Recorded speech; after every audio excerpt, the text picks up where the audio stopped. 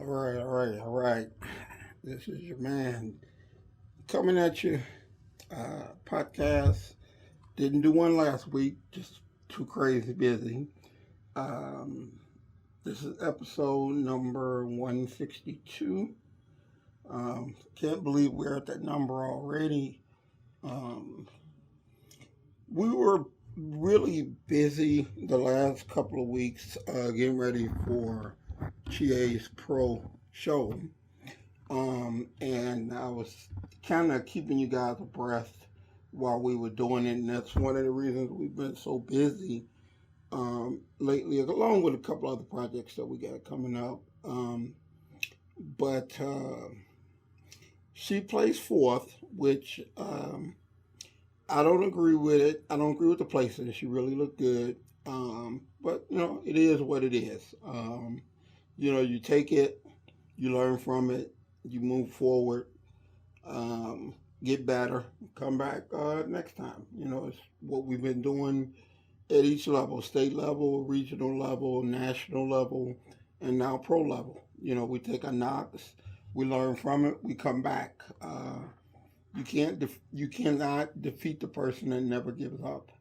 Um, so we'll be right back at another pro show. I don't know. She says she may do one later in the year around November, or she may wait till next year, July, to do the Chicago Pro again. I'm not really sure which one she's going to do, but that's part of the reason for us being just really, really busy. Um, like I said, like that, along with some other things that we're working on. Um, it's been really, really very busy. Anyway, that was the latest update with our contest place, and she took fourth place at our pro show. Good, but it was top five. The pro show, which is really good, but we were going for the victory. And I think we'll get in next time. She's definitely more than capable of winning at least that particular show, the Chicago Pro.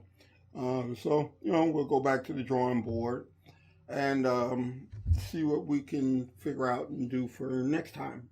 Um, One of the things that I want to discuss, like I said, this is episode number 162. One of the things that I want to discuss that I noticed that it's a reason that 2% of the population controls 98% of the money in the world. Um, People, one thing I noticed as your goal is to reach financial success or business success or whatever success it is, people, majority of the people, I learned this a lot being in the fitness industry. Actually, it probably teaches you more than any other industry. They have too many damn excuses. Everything is an excuse, but the right thing. It's you know, people think successful people were just born that way. They were not born that way. They're no different than you are. They just worked harder at it. They didn't make excuses and they didn't give up.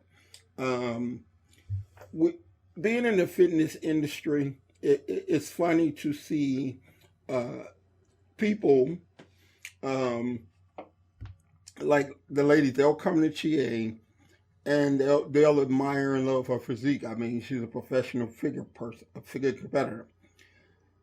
But yet they'll take their money and go to somebody else who is nowhere near the caliber of what she presents physically. Um, or they'll do stupid shit like they go vegan or they're trying intermittent fasting.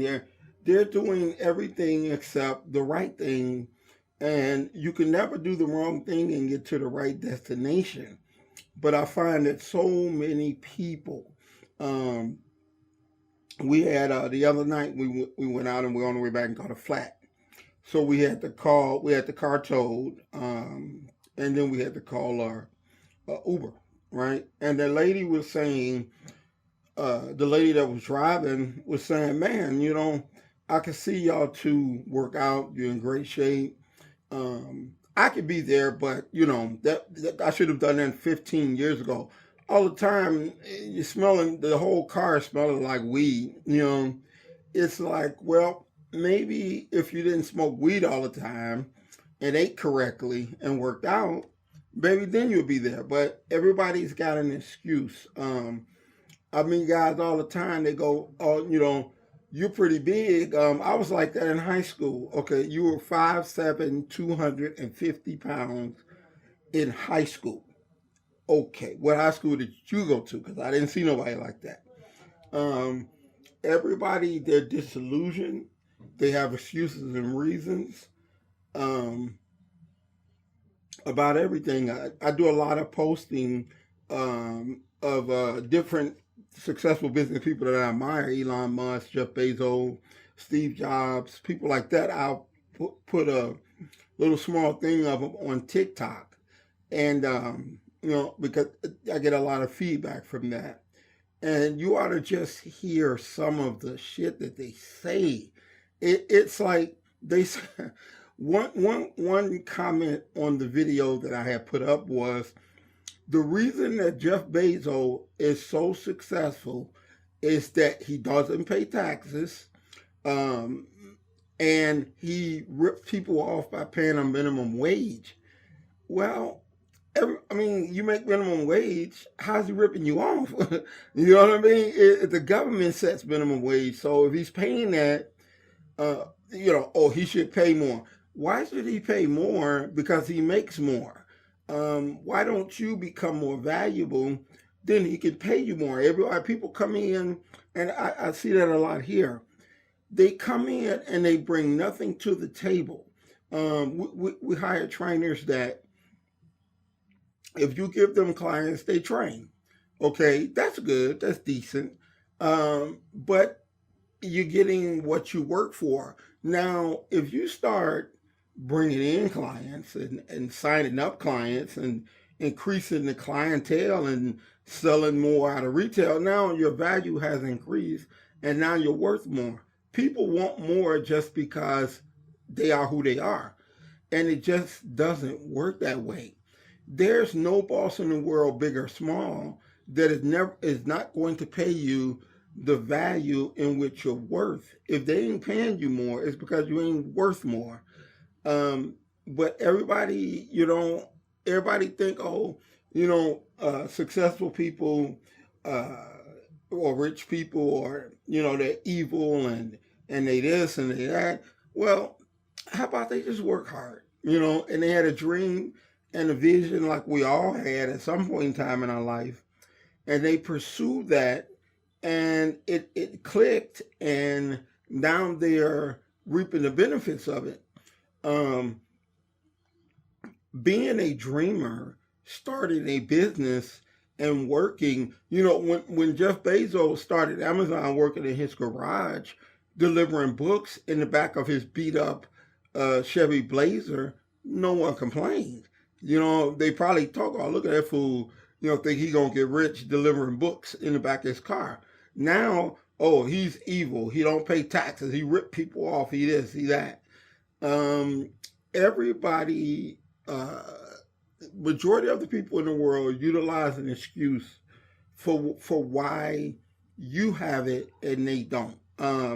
We had one of our clients to tell us, me and Chie, we were born with something special that allows us to stick with a diet and work out. I thought that was the dumbest shit I've ever heard before in my life. But she was dead serious. We were just born with something special, and that's why we can do it. As opposed to giving you the credit and saying, "Oh, you make good choices on what you're going to eat. You choose to," because I tell people all the time, if I had a choice between Harold's chicken and a dry ass chicken breast, I'm gonna choose Harold's chicken.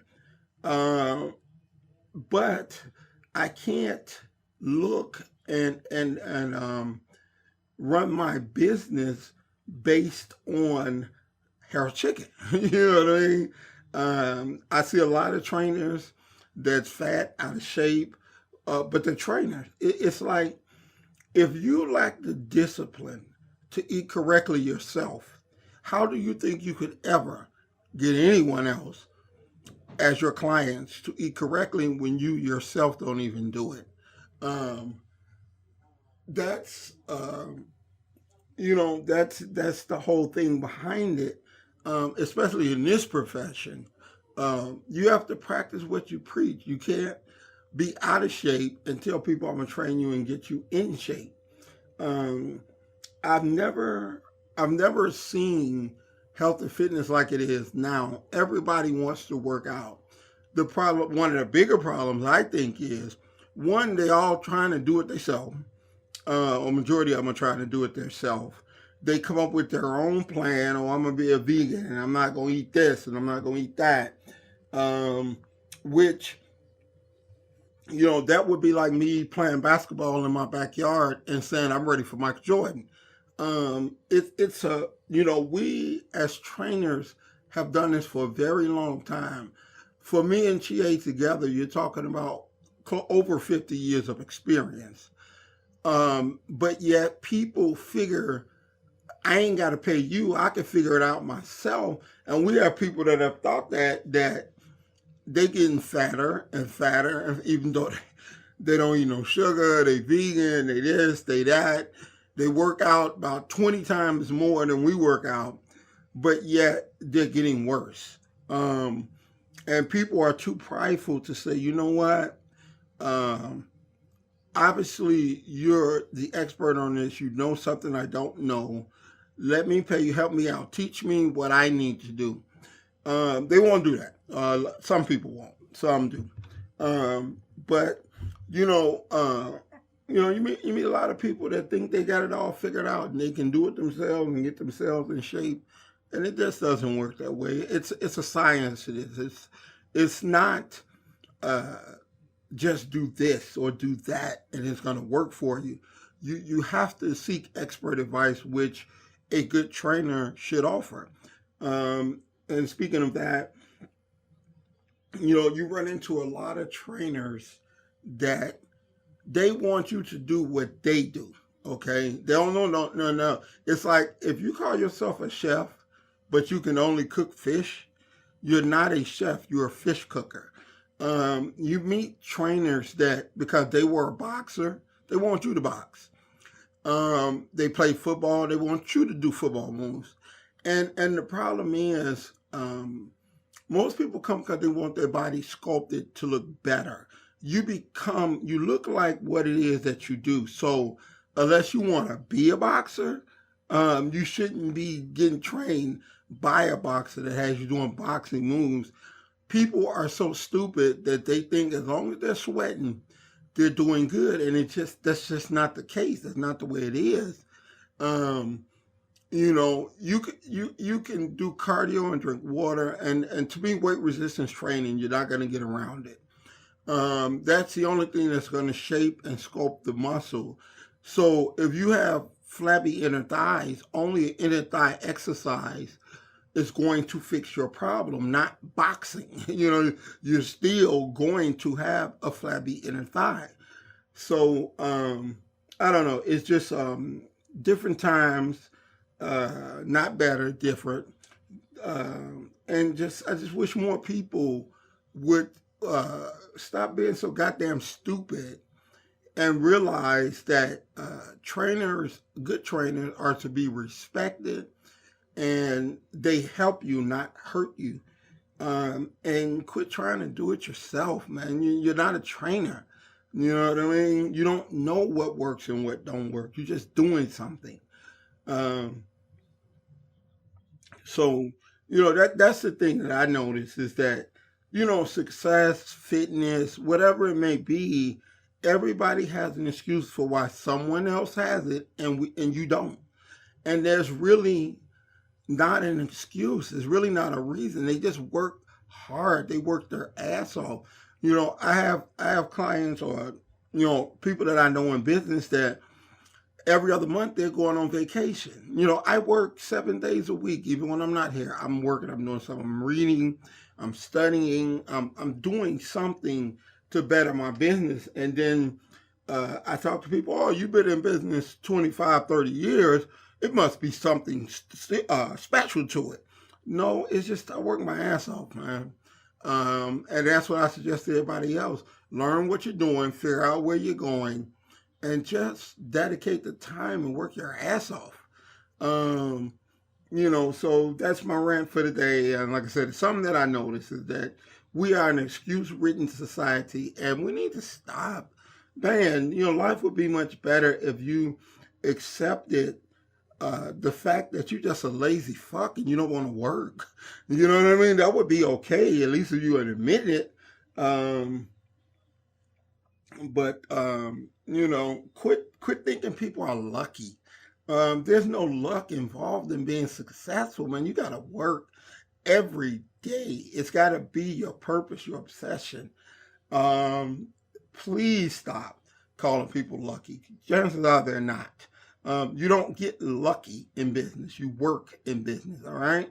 So until next week, checking out of here. It's your man, Sir Earl, telling you, keep it real. It's no luck involved. Peace.